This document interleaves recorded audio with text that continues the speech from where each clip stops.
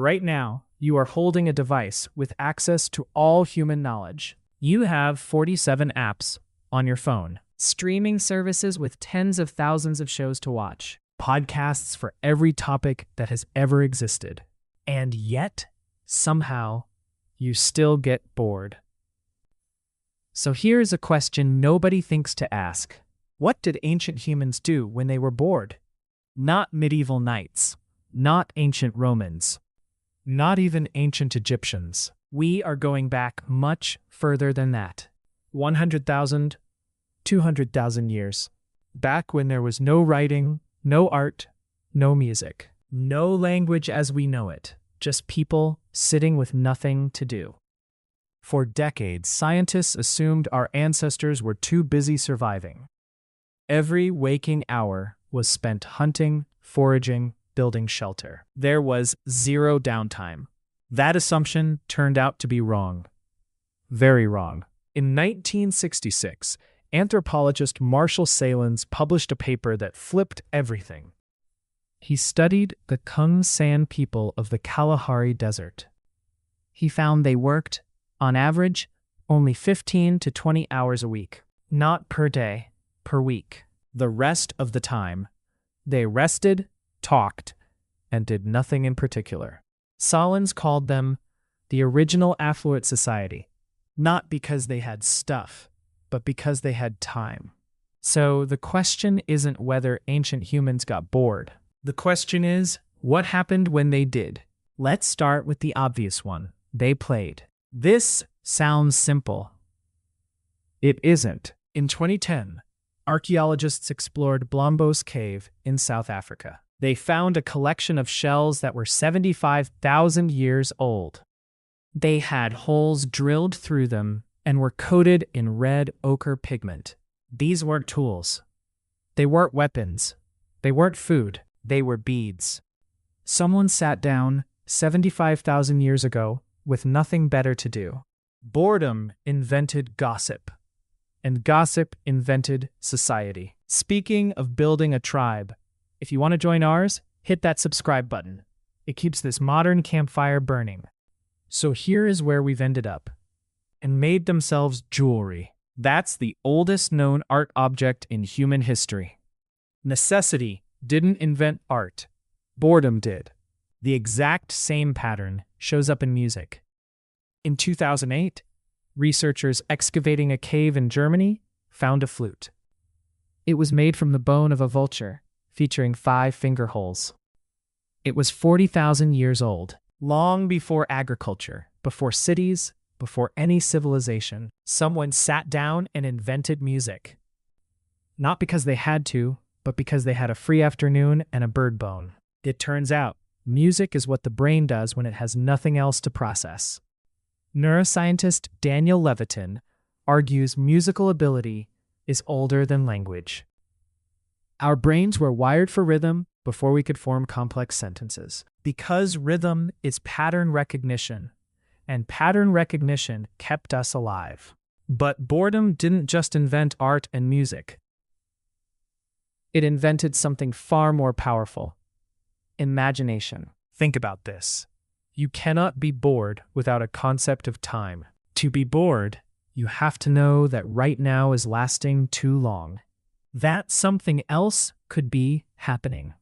Boredom is the first sign that a brain can imagine things that don't exist yet. Animals don't get bored the way humans do. A dog waiting at a door isn't bored. It's just waiting. It doesn't have a concept of what else it could be doing.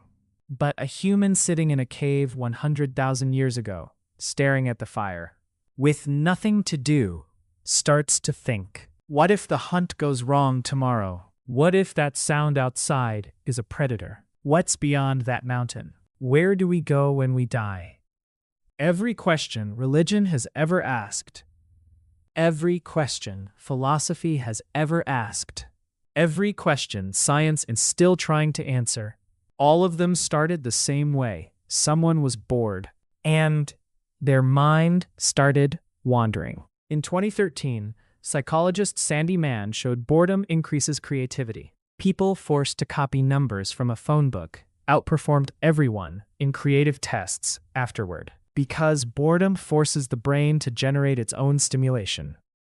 And the brain, when left to its own devices, is extraordinary. But there's one more thing ancient humans did when they were bored, and it's the one that mattered most. They talked. Not about hunting, not about food, not about logistics. They told stories. Anthropologist Robin Dunbar spent years studying what humans talk about. His finding? Roughly 65% of all human conversation is social gossip. Who did what? Who said what? What happened to someone you both know? This sounds like a waste of time. It wasn't. Dunbar argues language evolved, not for practical coordination, but for social bonding. Before language, primates bonded by grooming each other physically. But grooming takes time. It's one-to-one. Language replaced grooming. Now you could bond with 3 people at once. 10. A whole group around a fire. You could tell a story about someone who wasn't even there. You could build trust with people you'd never touched. Human civilization didn't emerge because we needed to coordinate hunts. It emerged because we were sitting around with nothing to do, talking about each other. Boredom invented gossip, and gossip invented society. So here is where we've ended up. 75,000 years ago, someone bored in a cave made a bead. 40,000 years ago, someone bored in a different cave made a flute.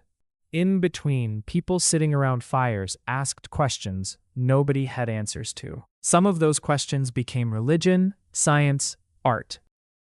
And some became you, lying awake at 2 a.m. with a phone on your chest. Here's the part nobody talks about. Modern psychology has a term for eliminating boredom completely: cognitive overload. When every moment is stimulated, the brain never gets to do what it was built to do: process, consolidate, create. The default mode network activates when you are doing nothing. It's responsible for creativity, self-reflection, and empathy. It only turns on when you are bored. We spent 300,000 years learning to fill silence with something meaningful. Then we invented the smartphone, and we've been suffocating silence ever since. But every time you put the phone down and sit with nothing for a moment, every time your mind starts to wander and you let it, you're doing the exact same thing the person in the cave was doing. The same thing that made the bead. The same thing that made the flute. The same thing that looked at the stars and asked why.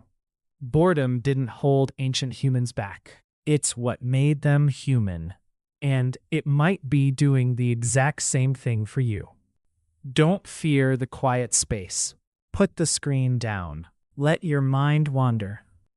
And start creating. Necessity didn't invent art. Boredom did. And if your brain isn't bored yet, hitting that like button helps the algorithm pass this piece of art to other curious minds. The exact same pattern shows up in music.